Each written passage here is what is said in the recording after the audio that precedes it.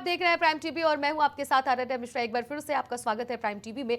जिस तरह से भारत और पाकिस्तान में जंग छिड़ा हुआ है, लगातार भारत उसको मुंह की दिखा रहा है और वो लगातार उसको मुंहतोड़ जवाब दे रहा है, लेकिन फिर भी नापाक पाकिस्तान अपनी नाकामी की सबूत बार बार देता हुआ नजर आ रहा है। लगातार वो मिसाइलें पे मिसाइलें छोड़ने की बात कर रहा है और जो भी मिसाइलें वो छोड़ रहा है वो ज्यादातर मिसाइलें नस्तनाबूद भारत की तरफ से कर दी जा रही हैं। उसके बाद भी पाकिस्तान अपनी नाकामी से बाज नहीं आ रहा है। ऐसे में अगर बात कही जाए पाकिस्तान और भारत के बीच जिस तरह से जंग छिड़ा हुआ है, ऐसे में भारत की तरफ से जो प्रेस ब्रीफिंग की गई है उसमें भी साफ तौर से इस बात को बता दिया गया किस तरह से पाकिस्तान को निस्तनाबूद भारत कर रही है और 26 जगह पर किस तरह से घुसपैठी का भी अंजाम देने की पूरी कोशिश की थी। नापाक पाकिस्तान अगर अपनी मिसाइलों से ये वार नहीं कर पा रहा है, अपने तरह तरह के जो इसके पास उपकरण है उससे अगर ये वार नहीं कर पा रहा है, तो अब घुसपैठी के जरिए वार कर रहा है। इसी बीच बड़ी खबर आ रही है जोधपुर से, जहां पर जोधपुर में गूंजे हैं सायरन। तो ये जोधपुर में एक बार फिर से गूंजे हैं सायरन, लोगों में मचा है हड़कंप।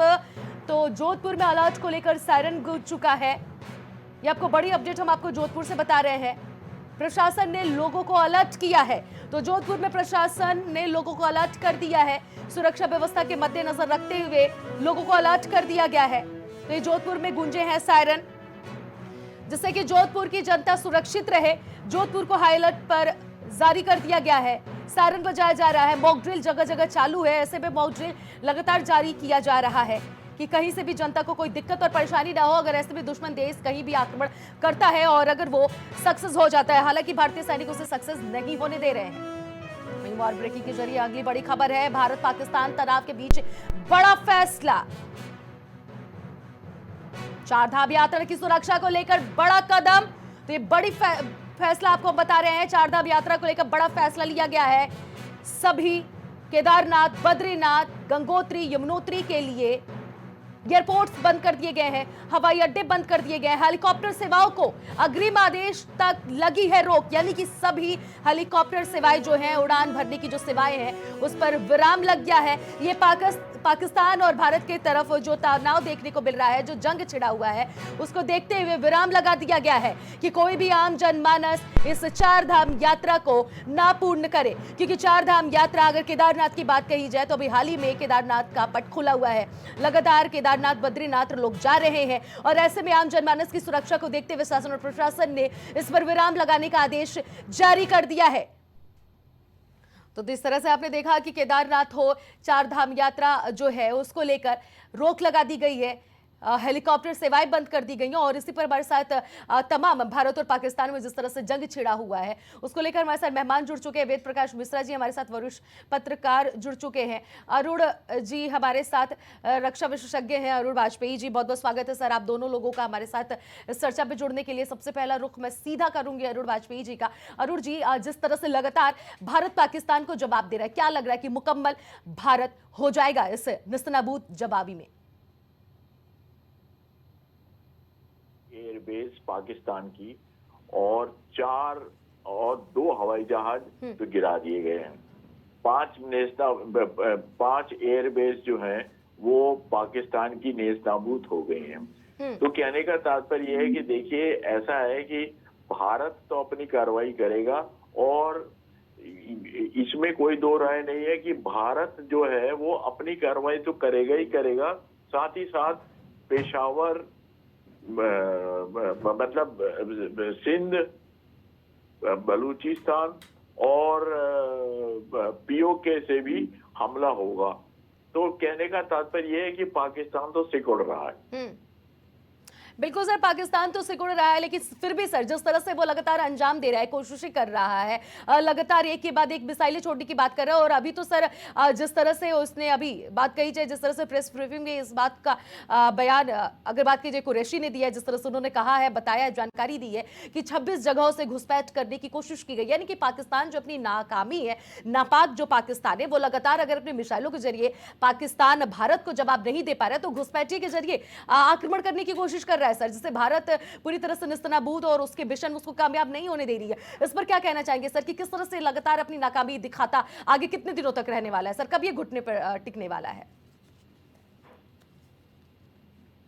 अरुण जी देखिए, ऐसा है कि जहां तक पाकिस्तान का सवाल है, देखिए 5 एयरबस और दो हवाई जहाज उनके तोड़ दिए गए, और उसके पहले 5 हवाई जहाज जो थे उनके गिरा दिए गए। तो इसके पहले मतलब आज जो हुआ उसके पहले, तो कहने का तात्पर्य है कि 7 हवाई जहाज जो, जिसमें एक अवाक शामिल है, तो पाकिस्तान तो बिल्कुल मरा हुआ है। और अब उसको सिर्फ भारत को सिर्फ उसको सीमेंट करने की जरूरत है, मतलब उसको खत्म करने की जरूरत है। ठीक है, वेद प्रकाश जी का हम रुख करेंगे। वेद प्रकाश जी, आप एक वरिष्ठ पत्रकार हैं और ऐसे में जिस तरह से ये जो सिचुएशन जो देखने को मिल रहा है भारत और पाकिस्तान के बीच, लगातार पिछले कई दिनों से इसी पर हम चर्चा करते हुए आ रहे हैं, पूरा भारत दिखा रहा है। ऐसे में अगर मीडिया के पॉइंट्स उठाए जाए तो मीडिया जो है पाकिस्तान की वो लगातार झूठी खबरें दिखा रहा है सर। ये झूठी खबरें दिखाकर एक मीडिया क्या वहां पर मैसेज देना चाहता है सर? मीडिया का काम होता है सच्चाई दिखाने के लिए, लेकिन वहां की मीडिया अपनी नाकामी को दिखा रही है और वहां का शासन प्रशासन तो नाकामी दिखा ही रहा है सर। क्या स्थिति पाकिस्तान की बनने वाली है सर? झूठ पे झूठ वो दिखा रहे हैं और कार्रवाई भी उनकी लगातार फेल होती नजर आ रही है। जी, आपको आपकी पूरी टीम को बहुत बहुत साधुवाद। आप बड़ी सब लोग मेहनत करते हैं, रात में भी खबरें लगातार दिखा रहे हैं और दिन में भी कवरेज जारी है। इसके लिए बहुत बहुत बधाई, आपको शुभकामनाएं। मेहनत करते हैं सभी लोग।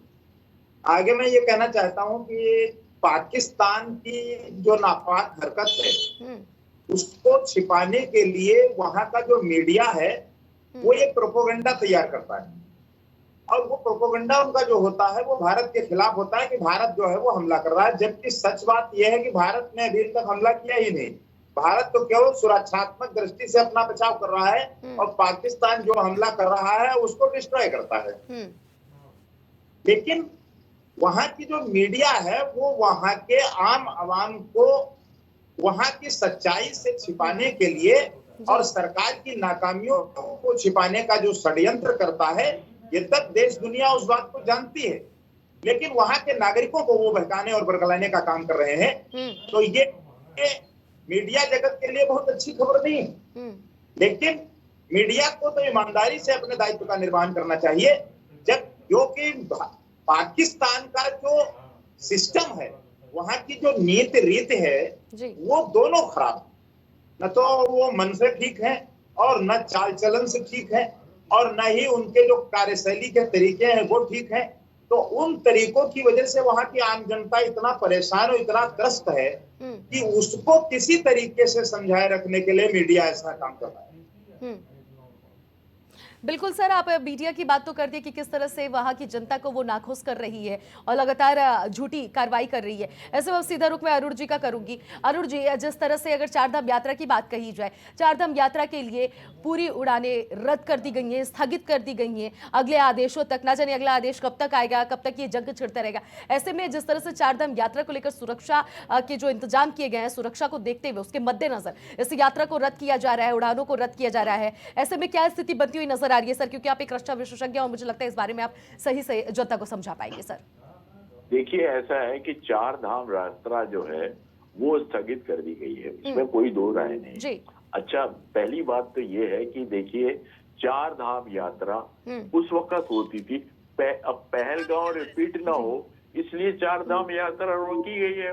और ये रोकी जब तक रोकी रहेगी जब तक कि मतलब रास्ता क्लियर नहीं हो जाता।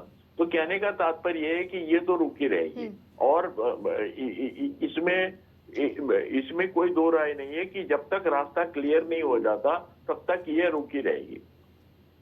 ठीक है सर, तब तक रास्ता क्लियर नहीं होता है तब तक ये रुकी रहेगी। ऐसे में सर, जो आज वीडियो सामने आया है सरहद के पार, सरहद से जिस तरह से हमारे सैनिक जहां पर बॉर्डर पर लड़ाई लड़ रहे हैं, मिसाइलें लगातार दाग रहे हैं, ये एक जवाबी जो कार्रवाई की गई है, ये खुद आर्मी डिफेंस की तरफ से, यानी कि फौज की तरफ से, ये आर्मी की तरफ से ये चीजें वीडियो वायरल की गई है। और ऐसे में क्या लगता है सर कि जिस तरह से वो देश की जनता या फिर देशवासियों के बीच में जो वीडियो वायरल हुआ है, ऐसे में क्या लग रहा है कि हिम्मत मिल रही है देशवासियों को, या फिर एक ये मैसेज है कि निश्चिंत रहे देशवासी, हम सुरक्षा बल मौजूद हैं उनको सुरक्षित रखने के लिए?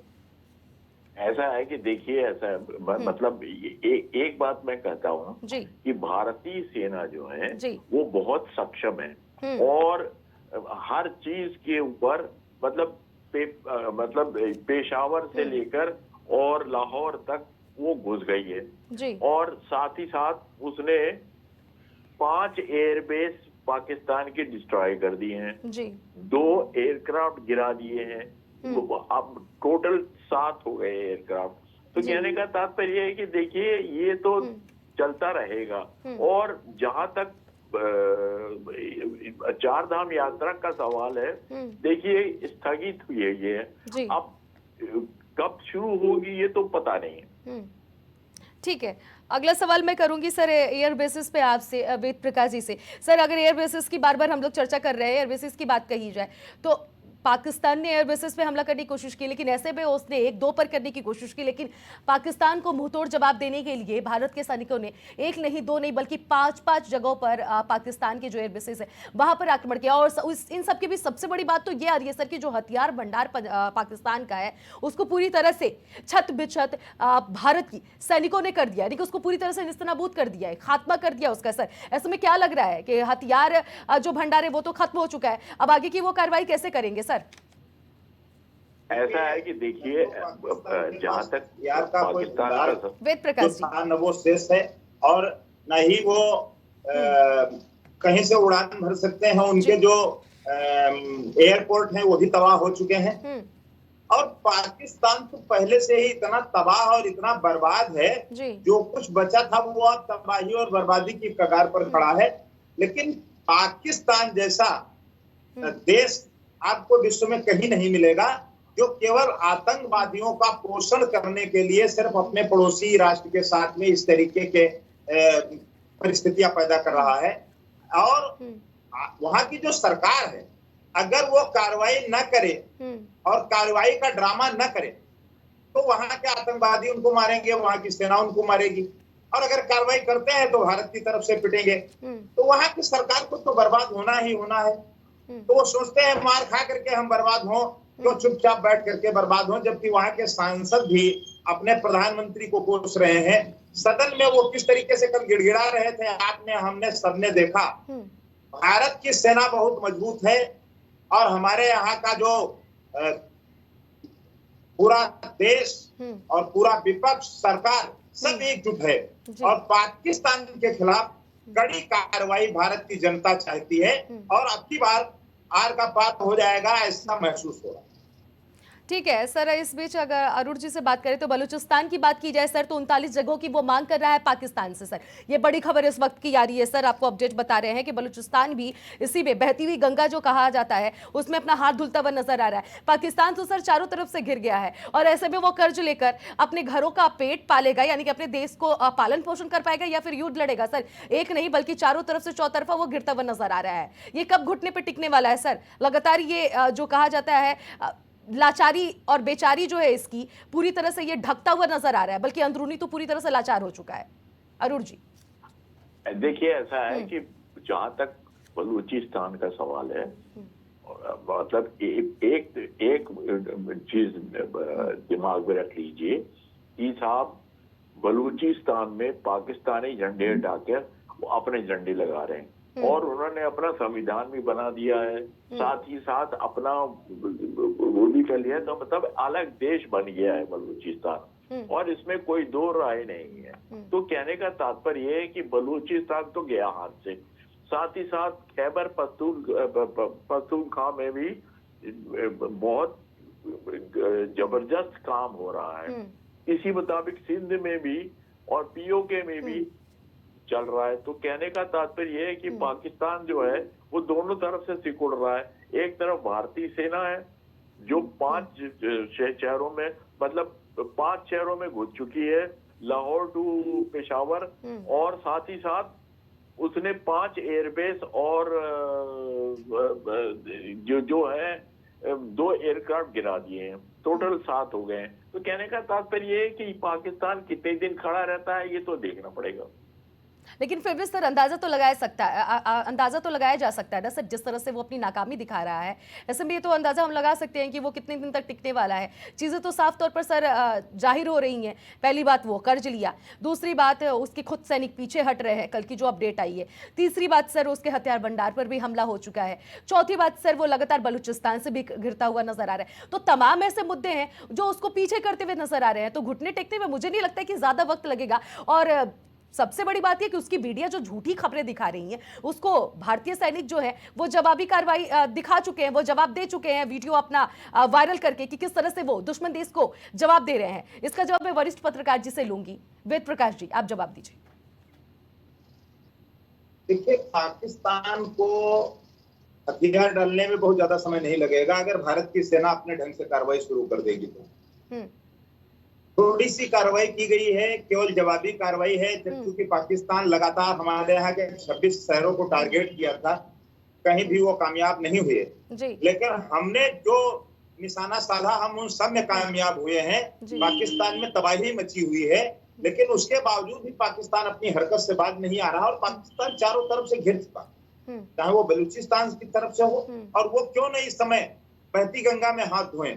तो पाकिस्तान की समझ में ही नहीं आ रहा है कि हमें करना क्या है, और बहुत जल्द ही जल्द वो आप हथियार डालेंगे और सरेंडर करेंगे। इसके अलावा पाकिस्तान के पास कोई विकल्प नहीं है।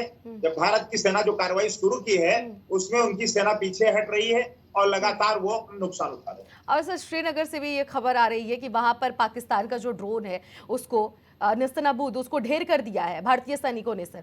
तो ये एक के बाद एक आक्रमण कर रहा है और ड्रोन वाला जो ये गेम है ये लगातार खेल रहा है भारत के साथ। और सबसे बड़ी बात तो सर ये है कि भारत जो है वो जवाबी कार्रवाई कर रहा है। जिस तरह से उन्होंने 22 अप्रैल को जो घटना हुई थी उसको उन्होंने अंजाम दिया था, उसको वो जवाबी कार्रवाई दी, लेकिन ये तो रिहायशी इलाकों पर आक्रमण कर रहा है सर। इसकी ये नाकामी किस नजर से देखा जाए? देखिए, अगर आप ये देख अनन्या जी हमसे प्रश्न किया है? बिल्कुल बिल्कुल सर, मैं आप ही से प्रश्न कर रही हूँ। मैं ये कह रहा हूँ कि भारत ने अभी तक जो भी कार्रवाई की है वो भारत से ही की है, अपने देश से की है। अभी हम उनके यहाँ घुस करके हमलावर नहीं हुए। अगर हम उनके यहाँ जिस समय घुस करके हमलावर होंगे उस समय पाकिस्तान को घंटों टिकना मुश्किल हो जाएगा, और पाकिस्तान अपनी नापाक हरकत से बाज नहीं आ रहा है। तो आज नहीं तो कल हमें इस बारे में निर्णय लेना पड़ेगा कि हम पाकिस्तान के अंदर घुस करके और तबाही उनके यहाँ करें, तभी वो मानने वाले हैं, इसके पहले वो मानने वाले हैं। ठीक है, तो निश्चित रूप से पाकिस्तान अपने को स्वयं बर्बाद करने पे बैठा हुआ है, इसमें कोई दूसरा दोष नहीं। ठीक है, अरुण जी से अगला जवाब लूंगी। ऐसा है कि देखिए, जहां तक पाकिस्तान का सवाल है, पेशावर से लेकर और लाहौर तक पाकिस्तानी भारतीय सेना घुस चुकी है। तो जो पहले संवाददाता थे उनको मैं करेक्ट करना चाह रहा हूँ कि भारतीय सेना पेशावर से लेकर और लाहौर तक घुस चुकी है। और जहां तक चार धाम का सवाल है वो भी अच्छा। एक और बात मैं बताना चाहता हूँ कि जहां तक पाकिस्तान का सवाल है, पाकिस्तान की मीडिया जो है वो ISPR पाकिस्तानी सेना के अंडर में है। तो जो भी बोलेगी वो तो झूठ ही बोलेगी, क्योंकि पाकिस्तानी सेना जो गाइड करती है उसको, तो वो तो मतलब सच तो बोल ही नहीं सकती है, और वो सच बोलेगी भी नहीं। वो बोल भी नहीं रही है सर, ये हम लोग नहीं कह रहे हैं, वहां की जनता खुद कह रही है कि झूठी खबरें दिखाई जा रही है। तो अपने आप में ये बहुत बड़ा तमाचा वहां की जनता ही उसे लगाती हुई नजर आ रही है सर। सोशल मीडिया पर आए दिन उसके वीडियो वायरल हो रहे हैं। वहां का एक शख्स भी ये कहता हुआ नजर आ रहा है कि झूठी खबरें पाकिस्तान की मीडिया दिखा रही है। तो ये हम लोग नहीं कह रहे, वहां के लोग उसे खुद पाकिस्तान की सरकार को, आवाम को थप्पड़ लगाते हुए नजर आ रही है। ठीक है, अगला सवाल वेद प्रकाश जी से करूंगी। सर, जिस तरह से अगर बात कही जाए, लगातार ये ड्रोन का जो सिलसिला जारी है ये तो हो ही रहा है, लेकिन इसी बीच अगर बात कही जाए अब हिंदुस्तान से जुड़ी हुई जो ये बड़ी खबर आ रही है सर कि PM आवाज पर तीनों ही सेना के जो प्रमुख है वो पहुंच चुके हैं, यानी कि प्रधानमंत्री नरेंद्र मोदी से बड़ी मीटिंग होने वाली है सर। क्या लग रहा है सर? रक्षा मंत्री राजनाथ सिंह से अभी बड़ी मीटिंग हुई, उसके बाद से अब सीधे ये PM आवास पहुंच रहे हैं। क्या लग रहा है किस तरह की ये मीटिंग हो रही है और किस तरह के बड़े प्लानिंग बनाई जा सकती है, रणनीति बनाई जा सकती है सर? वेद प्रकाश जी। हमारे हमारे जो अधिकारी हैं प्रधानमंत्री जी के साथ और हमारे जो राष्ट्रीय सुरक्षा सलाहकार हैं उनके साथ, रक्षा मंत्रालय और रक्षा मंत्री के साथ, हमारे जो तीनों सेनाध्यक्ष हैं उनके साथ लगातार बैठकों का दौर जारी है और निश्चित रूप से किसी बड़े निर्णय पर विचार विमर्श चल रहा है और वो निर्णय कभी भी लिया जा सकता है और उसका परिणाम धरातल पर भी देखने को मिलेगा। लेकिन भारत अभी भी ये चाहता है कि पाकिस्तान के खिलाफ कोई ऐसी सैन्य कार्रवाई न हो जिससे कि वो पूरा का पूरा दुनिया के नक्शे से ही मिट जाए। लेकिन सर अब ऐसी कार्रवाई हो जानी चाहिए। लेकिन लेकिन सर यहाँ पे रोकना चाहूंगी आपको, लेकिन सर मुझे लगता है कि अब ऐसी कार्रवाई हो जानी चाहिए जिस तरह से वो लगातार घुसपैठ कर रहे हैं सर। अब हाँ बिल्कुल होनी चाहिए, कार्रवाई होनी चाहिए और बिना कार्रवाई के देखिए लगातार पाकिस्तान को ये पता है कि जितने वो ड्रोन उन्होंने आज तक भेजे हैं वो सब के हवा में ही मार दिए गए। उन्होंने मिसाइल दागी वो भी हवा में नष्ट की गई। उन्होंने अपना एक फाइटर भेजा उसको भी हवा में नष्ट कर दिया गया। बिल्कुल कहीं से उनको कोई सफलता नहीं मिली है और वो सिविलियन को निशाना उन्होंने बनाया है जो हमारे बॉर्डर के क्षेत्र हैं। तो जो हमारे वो निर्दोष नागरिकों के ऊपर उन्होंने हमला किया है, जबकि भारत की तरफ से ऐसी कोई कार्रवाई अभी तक नहीं की गई।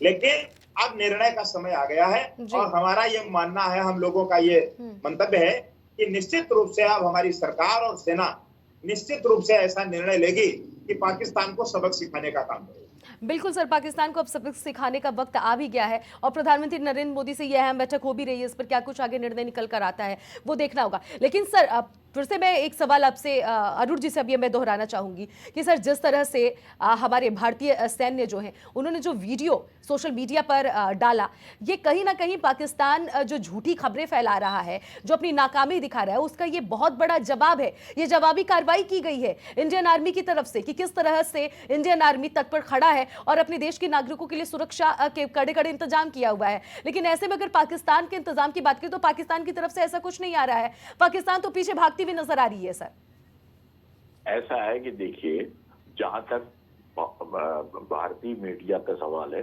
भारतीय मीडिया तो सच बोल रहा है, पर जहां तक पाकिस्तानी मीडिया का सवाल है वो तो पाकिस्तानी सेना के अंदर में है, तो इसलिए वो तो झूठ बोलेगा। तो कहने का तात्पर्य ये है कि वो तो झूठ बोलेगा ही बोलेगा। बेचारा चंगुल में फंसा हुआ है, सैनिकों के दबाव में रहता है, घेरे में रहता है, तो वो कार्य करेगा ही जी। और जहां तक भारतीय मीडिया का सवाल है वो तो सच बोलेगी और बोलती रहेगी। सर ऐसे में बलूचिस्तान की भूमिका पर अगर हम लोग एक बार जिक्र किया जाए, क्या लग रहा है सर, बहती हुई गंगा में वो हाथ धुलता वो पूरी तरह से नजर आ रही है बलूचिस्तान? देखिए, बलूचिस्तान जो है वो तो मतलब वो आजाद हो गया है। उसने अपना पाकिस्तानी झंडे उतार के अपने झंडे लगा दिए और अपनी जो है करेंसी भी निकाल दी है। तो कहने का तात्पर्य है कि बलूचिस्तान तो गया हाथ से, बलूचिस्तान हाथ से चला गया है। ठीक है वेद प्रकाश जी, अगला सवाल मैं आपसे ये करूंगी कि अभी जिस तरह से जो पाकिस्तान के जो हालात नजर आ रहे हैं और वाटर वार पर अगर हम लोग जिक्र करें तो भारत वाटर वार भी शुरू कर दिया है सर। कई ऐसे जगह हैं जिसके दरवाजे भी आज सुबह खोल दिए गए, कल भी खोल दिए गए हैं चिनाब नदी के पास से। तो क्या लग रहा है सर, ये डूबने वाला भी है? पाकिस्तान जो है वो डूबने वाला पाकिस्तान की जो हालत है वो बहुत खराब है, तो सभी लोग इस बात को जानते हैं। और पाकिस्तान की जो सरकार है वो लगातार इंटरनेशनल लेवल पर केवल पैसे मांगने का काम करती है, क्योंकि उनके यहाँ तो रोजी रोटी के लाले लगे हुए हैं जी। और ऐसी दशा में वो युद्ध में चले जाएं तो क्या उनकी स्थिति होगी, इसका मूल्यांकन तो वो स्वयं कर ही चुके हैं। लेकिन पाकिस्तान में सबसे बड़ी समस्या ये है कि वहां की जो सरकार और सेना है, वहां सरकार की बात को सेना नहीं सुनती। वहां की सरकार को आतंकवादी और सेना के द्वारा संचालित किया जाता है। जो ये चाहते हैं वो ये करते हैं और उस पर प्रधानमंत्री को सहमति देनी ही होती है। और सदैव पाकिस्तान ने जब जब भारत से टकराने की कोशिश की तब तब पाकिस्तान के टुकड़े हुए हैं। और अब की बार बलूचिस्तान मजबूत हो रहा है, उन्होंने अपनी मांग रख दी है। अब पाकिस्तान के पास केवल विकल्प इतना ही है कि वो अगर उनसे छुटकारा पाते हैं तो वो उनको उनका हिस्सा दे दें। वो उनके हाथ से निकल गया और भारत से पिटने के लिए तैयार रहे तो निश्चित रूप से पाकिस्तान के फिर से टुकड़े होंगे और इनके यहाँ फिर से बड़ी तबाही आने वाली है। इसको अनन्या जी अब कोई रोक नहीं सकता। बिल्कुल सर, और क्या लग रहा है पीओके को लेकर, पीओके के लेकर हिंदुस्तान किस तरह से रणनीति बना रहा है? क्या पीओके हमारे कब्जे में पूरी तरह से होने वाला है? बिल्कुल बिल्कुल, पीओके जो है वो हम जिस समय चाहेंगे, जो हमारी रणनीति है उसके तहत पीओके को हम कब्जे में ले लेंगे और वो भारत का हिस्सा बनेगा, इसमें कोई संदेह नहीं है। और पाकिस्तान का जब तक पाकिस्तान के टुकड़े नहीं होते तब तक पाकिस्तान शांति से बैठता ही नहीं। जब ये एक बार ढंग से पिट जाएंगे और इनके दो टुकड़े हो जाएंगे, बलूचिस्तान इनसे हाथ से निकल गया और इधर पीओके आ जाएगा, उसके बाद में फिर ये शांति से बैठेंगे और फिर ये कटोरा लेकर के पूरी देश दुनिया में घूमेंगे। आज आप देख लीजिए कि कोई भी देश पाकिस्तान के समर्थन में या पाकिस्तान के बारे में बात करने को तैयार नहीं है, क्योंकि वो आतंकवाद का पोषक देश है और कोई दुनिया का देश ये नहीं चाहता है कि विश्व में कहीं भी अशांति रहे, आतंकवाद का वातावरण पैदा हो, और वो जन्मदाता है आतंकवाद का। इसलिए वो अलग थलग पड़ चुका है और उसके टुकड़े होने तय है। पीओके भारत के कब्जे में आएगा, ये बिल्कुल सुनिश्चित। बिल्कुल सर, और वो पिट भी रहा है पूरी तरह से, बलूचिस्तान से पिट ही रहा है, भारत से पिट ही रहा है, फिर भी जबरन खड़ा हुआ है शो ऑफ के लिए। तो ऐसे में उसकी हालत वैसे ही दयनीय दिख रही है, लेकिन फिर भी जबरदस्ती का देख दिखावल में खड़ा हुआ है। अरुण जी से अगला सवाल लूंगी। अरुण जी, सीडीएस भी प्रधानमंत्री नरेंद्र मोदी के आवास पर पहुंचे और इस बैठक में वो भी मौजूद है। सर क्या लग रहा है सर, किस तरह की प्लानिंग आगे की बनाई जाने वाली है? क्योंकि बैठकों का सिलसिला लगातार जारी है और एक के बाद एक जो ये वार हो रहा है, ऐसे में क्या लग रहा है कुछ अलग हटके होने वाला है या फिर इसका अंत कब होगा? सर क्या लग रहा है कि ऐसे ही सिलसिला लगातार जारी ही रहने वाला है? देखिए, ऐसा है कि जहां तक बैठकों का सवाल है, ये सिलसिला तो जारी रहेगा। देखिए, कहने का तात्पर्य ये है कि मतलब सीडीएस हो, तीनों सेना प्रमुख हो, प्रधानमंत्री हो, उन्होंने तो प्रधानमंत्री ने पूर्व सेना पर अध्यक्ष से भी बात की है। तो कहने का तात्पर्य है कि बैठकों का सिलसिला चलता रहेगा और जब तक भारत पाकिस्तान युद्ध खत्म नहीं हो जाता, ये चलता रहेगा। साथ ही साथ देखिए, जहां तक उसका सवाल है, मतलब पानी छोड़ने का सवाल है, तो देखिए अभी तक तो चिनाब नदी वगैरह सूख रही थी, अब उस पे पानी आ गया। तो कहने का तात्पर्य है कि भारत जो था, पहले भारत जो था वो पहले हर मतलब उसकी समीक्षा देता था कि भाई पहले जो पानी छोड़ने से पहले समीक्षा होती थी, अब समीक्षा तो होती नहीं है। अब जो पानी छोड़ना है तो छोड़ना है, नहीं छोड़ना है तो रोकना है। तो कहने का तात्पर्य है कि ये तो चलता रहेगा और इसमें पाकिस्तान का ही नुकसान है। बिल्कुल सर, पाकिस्तान का नुकसान है और नुकसान का खामियाजा बखूबी पूरा देश देख रहा है कि किस तरह से उसको नुकसान हो रहा है। वेद प्रकाश जी से जवाब लूंगी। और वेद प्रकाश जी, मैं चाहती हूँ कि आप इस पर थोड़ा अच्छे से प्रकाश डालिएगा। 22 अप्रैल से शुरुआत हम करना चाहते हैं। 22 अप्रैल को जिस तरह से इन आतंकवादियों ने जो घटना को अंजाम दिया, निर्दोष लोगों को मौत के घाट उतारा और धर्म पूछकर उन्होंने मारा था, ऐसे में पाकिस्तान या फिर उन आतंकवादियों का, आतंकवादी तो उन्हीं के पाले हुए बच्चे हैं, उन्हीं के हिसाब से एक दूसरे के सहारे पर सब नाचते हैं, चाहे वो पाकिस्तान हो, चाहे पाकिस्तान के वो आतंकी हो, चाहे फिर वहाँ के आर्मी मैन हो। ऐसे में अगर वहाँ की बात कही जाए सर, तो जिस तरह से उन्होंने निर्दोष लोगों को मौत के घाट उतारा, इसका 2 पॉइंट निकल कर आ रहा है। सबसे पहला पॉइंट तो ये आ रहा है कि धर्म को लेकर भारत में पूरी तरह से 2 टुकड़ों में वो बांटने वाले थे, हिंदू मुस्लिम का धर्म चलाने वाले थे। राजनीतिक दल पे जो प्रभाव पड़ने वाला था, वो मिशन उनका पूरी तरह से चकनाचूर होता हुआ नजर आ रहा है, क्योंकि सारे ही राजनीतिक दल भारत में इकट्ठा हैं और तिरंगे की जो आवाज है, जो मजबूती, उसको वो दिखाया जा रहा है। दूसरा पॉइंट ये निकल कर आ रहा है सर कि जम्मू कश्मीर में जिस तरह से अगर देखा जाए, इनकम जो जनरेट वहां के आम नागरिक कर रहे थे, छोटा छोटा अपना एक स्टॉल लगाकर, या फिर यूं कहा जाए जिसकी जैसी फाइनेंशियल होता था, उस तरह से वो अपना रेस्टोरेंट हो, छोटा दुकान हो, खोलकर अपनी रोजी रोटी चलाते थे, ऐसे में उसको पूरी तरह से बर्बाद कर दिया। तो 370 हटने के बाद से वो बौखलाया हुआ पाकिस्तान, इसीलिए क्या वो अंजाम किया? ये कौन से वो पॉइंट्स लग रहे हैं सर, या फिर दोनों ही पॉइंट्स सबसे बड़े थे? ऐसा है कि देखिए, ने दो मंशा से ये कायराना हरकत की। एक तो उन्होंने धर्म के आधार पर लोगों की हत्या की और धर्म का जो उन्होंने चित्रीकरण किया, उसका तरीका भी बहुत खराब था। अब उस तरीके से जब उन्होंने धर्म के आधार पर लोगों की हत्याएं की, तो पाकिस्तान को ये लगा था कि जब धर्म के आधार पर हत्या होगी तो भारत में धर्म के आधार पर विभाजन होगा और एक ग्रहजय युद्ध जैसी स्थिति पैदा होगी। हिंदू और मुस्लिम आपस में लड़ेंगे, एक दूसरे के प्रति दुराग्रह की स्थिति पैदा होगी, अविश्वास की भावना पैदा होगी और भारत जो है वो अपने देश में ही उलझ जाएगा।